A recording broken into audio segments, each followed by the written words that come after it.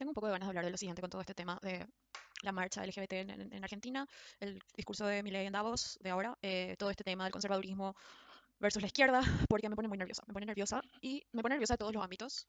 Y quiero decir algunas cosas. Pensaba en escribir, pero hay tantas ideas que no tengo ganas de, o sea, no sé qué también puedo sintetizar. Creo que hay puntos particulares que son más interesantes que otros, pero tengo ganas de hablar así, tipo, rienda suelta sobre esto. Bueno, voy a decir unas cuantas cosas. Primero, como persona que se considera libertaria desde hace más de 10 años, eh, cuando el libertarianismo era una idea súper inusual, sobre todo en Latinoamérica. Obviamente existen, o sea, figuras como Gloria Álvarez surgieron después de que yo ya, tipo, estuviese dentro, bueno, libertarian, ¿cómo se llama? Eh, leaning. Y vi todo el crecimiento primero de Gloria Álvarez, digo en el mundo hispano, ¿verdad? Y no solo ella, sino que también, obviamente, Milei. Lo fui a ver a Milei en el 2016, creo, o 2015, no me acuerdo, que fue a Paraguay. Y bueno, eran como 20, 30, 40 personas, no me acuerdo.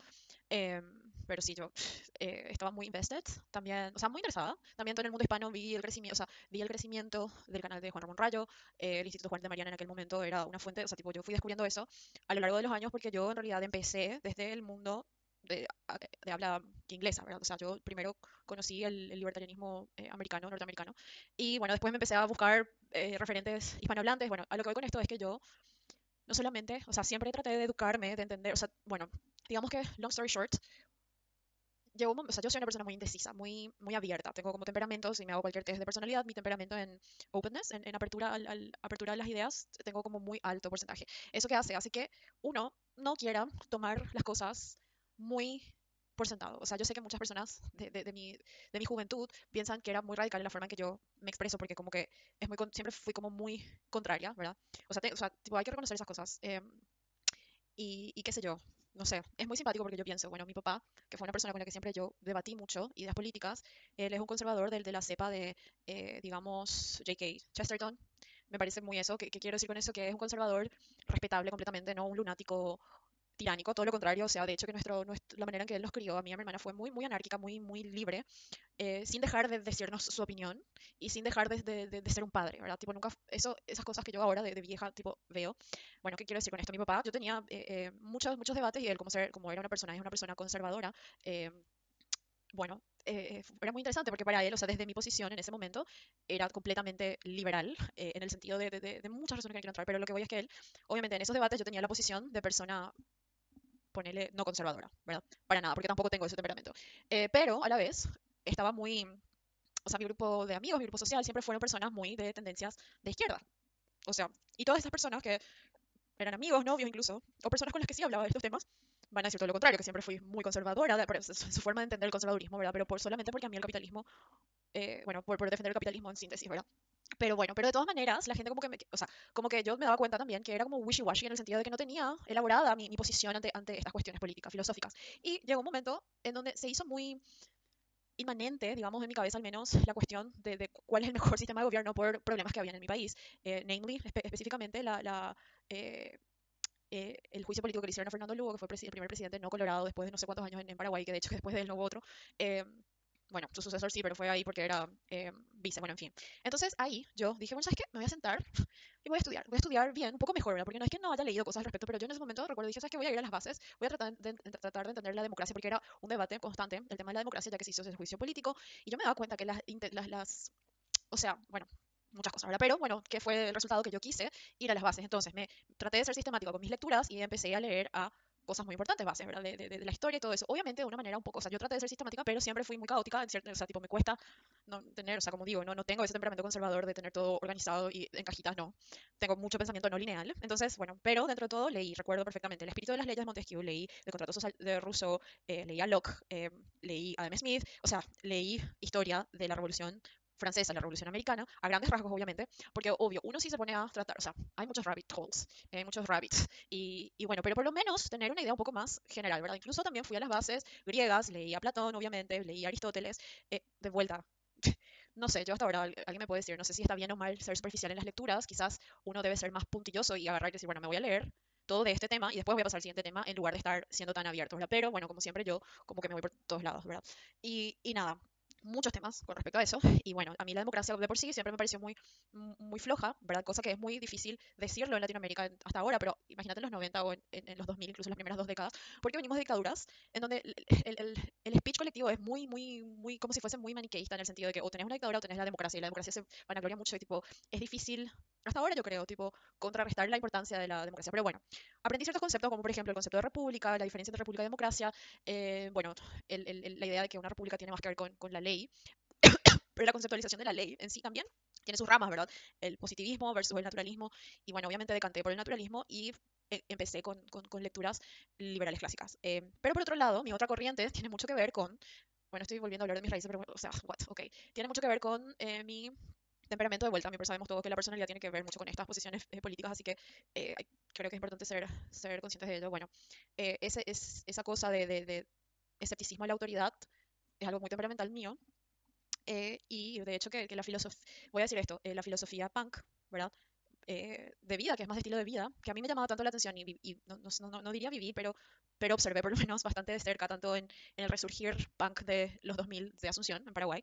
Pero eso obviamente me llevó a mí a los orígenes del punk en los 70 en Londres, y no solo eso, y después cómo fue desarrollándose en Estados Unidos y demás, y hay una parte muy intelectual, punk, que me llevó a tener ciertos conceptos muy interesantes, que namely el anarquismo, ¿verdad? ¿Quién no vio la A de la anarquía? ¿Qué es eso, verdad? Y yo me puse a con todo. Y no era algo nuevo en ese momento, digamos, 2012, 2013, no sé cuándo fue lo de Lugo. Bueno, yo ya había leído cuando era chica, a los 14. Yo me acuerdo que cuando yo estaba tan fascinada con el mundo punk, el anarquismo lo tomé en serio y leí gente que seguramente no estaba capacitada en ese momento para entender precisamente, pero tenía una noción, ¿verdad? Estamos hablando de, ya que el punk se relaciona más con el anarquismo de izquierda, odio, detesto esa derecha-izquierda, pero creo que es aceptar que es la manera en que se entiende y bueno, en fin. Entonces, Proudhon, los anarquistas del siglo XIX, principios del siglo XX, Emma Goldman y toda esta gente, eh, ¿cómo se llama este otro? Enrico, I don't remember.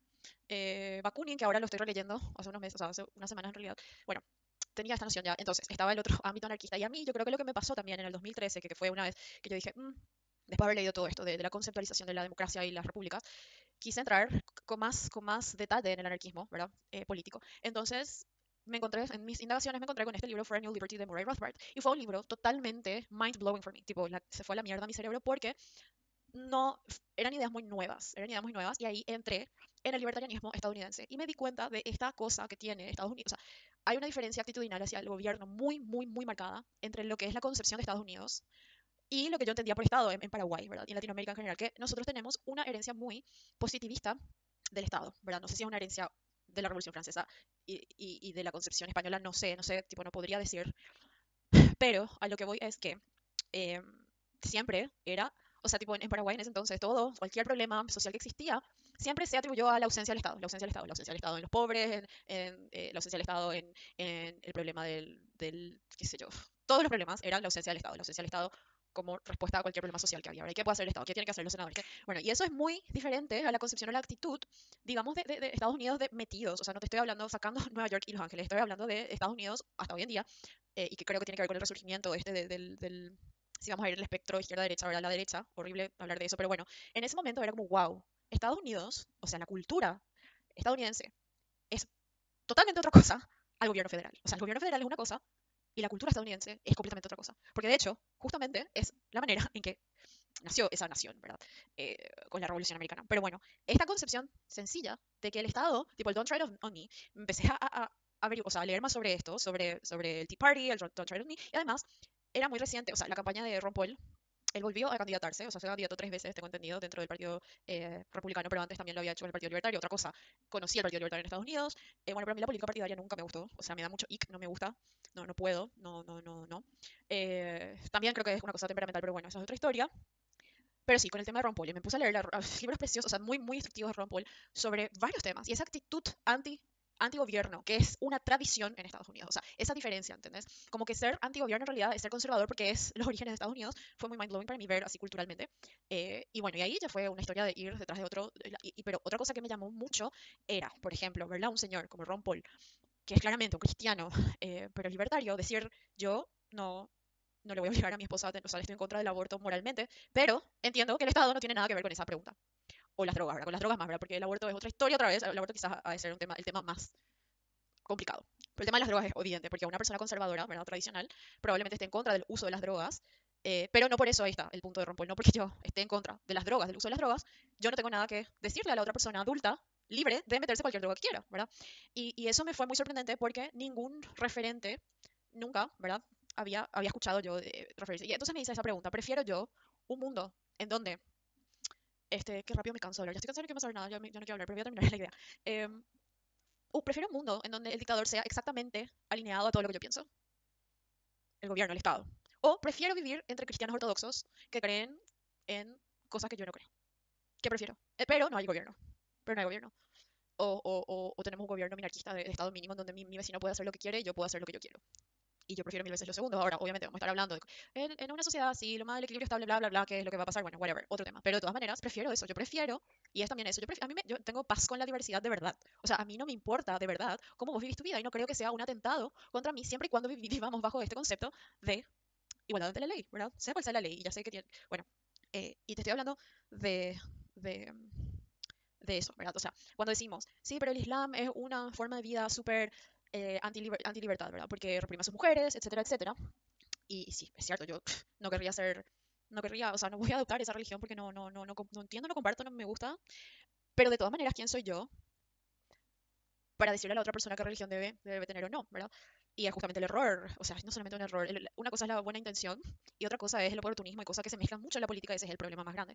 Y bueno, ¿qué tiene que ver esto con una cosa de mi ley? Que creo que eh, yo no comparto para nada este sentimiento. A mí no me gusta o sea, hay gente que se hace llamar paleolibertaria, que son o sea, yo por eso, Ron Paul va a ser mi ejemplo. Yo creo que él es un señor completamente conservador en su estilo de vida. O sea, es un cristiano, es un doctor, eh, tiene una familia normal, digamos, con una tradición cristiana, ¿verdad? Pero él es capaz de pararse y decir, yo no creo que sea nuestro deber ir a hacer esto o lo otro en terceros. Que el respeto al proyecto de vida del prójimo tiene que ver con que te voy a vivir y dejar vivir. Es más profundo de lo que uno... O sea, tiene que ver con la coexistencia, con la tolerancia a las formas de vida diferentes, ¿verdad? Por ejemplo, con el tema... Cosas que son tan interesantes. Por ejemplo, con el tema del matrimonio homosexual. O sea, primero, la idea de que el Estado no tiene por qué meterse en un contrato de dos personas. Y eso, bueno, eso pasa. Es como la concepción de qué es el Estado en tu vida. Y claro, yo me di cuenta que, claro, el Estado es un culto, es un culto.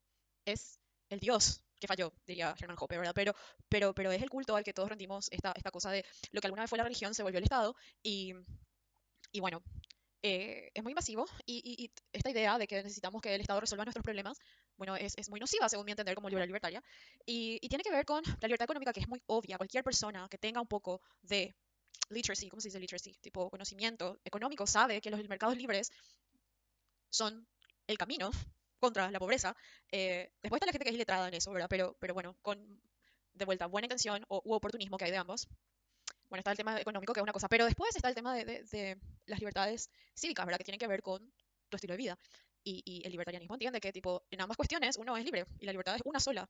Y una cosa es la libertad económica y otra cosa son la libertad civil, ¿verdad? Y con el tema del matrimonio, por ejemplo, decir, por ejemplo, una cosa que a mí me parece obvia, que a mucha gente no le parece obvia, yo creo, es que, bueno, el Estado no tiene por qué decir un hombre y un hombre no se pueden unir en un contrato social, que es eso, un contrato encima voluntario. Eh, pero también entiendo perfectamente que eso no es, o sea, que cuando yo digo dos hombres o dos mujeres o lo que seas, gente con libertad y soberanía propia puede decidir hacer lo que quiera, no quiero decir con eso que el Estado tiene que obligar, por ejemplo, a las diferentes religiones a aceptar ese matrimonio. O sea, no. El catolicismo no acepta el matrimonio entre el hombre y la mujer, perdón, entre el hombre y el hombre, mujer y mujer, y que no acepte, ¿verdad? O sea, si un día viene el Papa y dice, bueno, sí, es el problema de los católicos, no es mío, pero si los católicos creen que eso es sagrado y es así, no tiene por qué el Estado venir a decir, bueno, se vuelve crimen que vos no le quieras casar a un hombre o un hombre. Eso me parece una infracción a la libertad de asociación muy potente y que lleva a la catástrofe y que no tiene que pasar. Lo mismo con una pastelería donde los dueños son súper cristianos y no aceptan el matrimonio entre el hombre y el hombre, mujer y mujer y no quieren hacerte tu famoso, tu pastel, tu torta. No, el Estado no tiene por qué venir a obligarle a ese señor, a esa señora a hacer algo que no quieren. Anda a comprar con gente que te acepta y está de acuerdo contigo. O sea, tiene que ver también con la idea de los mercados y la libertad de asociación. Y esa diferenciación es como que yo veo que tampoco la izquierda entiende muy bien. La izquierda hegemónica, digamos, la gente que se va a estas marchas, ¿verdad? Tipo, es como que, no sé. Y otra cosa que tiene que ver con el lado más cultural y en donde voy a citar, bueno, no citar, voy a mencionar a Camille Paglia, es que el homosexual por un lado, ¿verdad? Que no sé qué porcentaje de la población es, pero el transexual, que es un porcentaje menor, son grupos, ¿verdad? Son, o sea, poblaciones marginales por definición estadística. Y está bien que sean marginales. O sea, tipo, embrace the marginality, be marginal, be weird, stay weird, be diverse, y que la mayoría no acepte tu estilo de vida no tiene por qué ser un problema para vos. ¿ok? Es como que de repente esta idea de quiero que normalicemos, detesto esta idea. O sea, ¿qué? O sea, la estadística sirve más para describir que para prescribir y que si en algún momento se vuelve más aceptado, que se vuelva más aceptado de manera cultural porque la gente tiene menos prejuicios y punto. Pero eso no se hace imponiendo que mi estilo de vida es igual de normal que el tuyo. O sea, entendé que es poco común, ¿verdad? Y no por eso es un crimen. O sea, tipo, hacer esa diferenciación.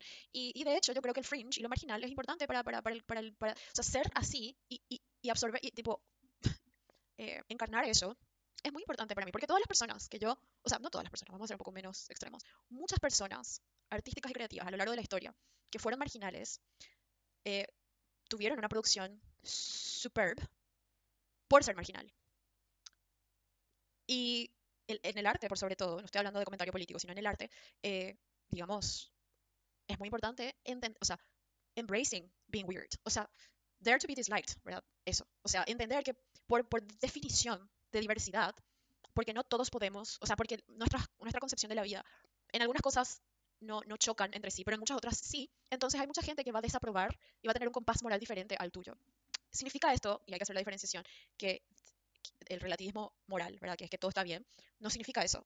Significa que para llegar o sea, en la búsqueda de la verdad, en la búsqueda de la verdad, tenemos que estar en desacuerdo y vamos a estar en desacuerdo. Y es la capacidad de persuadir a la gente que tiene la apertura de querer ser persuadida. Si no, no vale la pena. Para eso necesitamos ser conscientes de que vamos a ser diferentes, que vamos a opinar diferente y que vamos a desaprobar uno de los otros y que no está mal.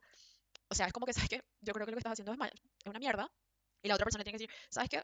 No me importa. Yo creo que está bien. Así que voy a seguir viviendo así. Ahora, cuando me estás hablando de eh, es que esto, este salto así de que medio que hizo mi ley de decir los homosexuales eh, son depravados que infringen crímenes porque son homosexuales. Ese es un problema. Es un fucking súper gigantesco problema que no es así. Y tipo, hay pedófilos de todos los heteros y homosexuales, trans y cisgénero, que no me gusta usar tampoco la palabra porque me parece ridícula. Bueno, es una palabra, no importa. Pero eso, no sé, bye. Ya me cansé ahora sí.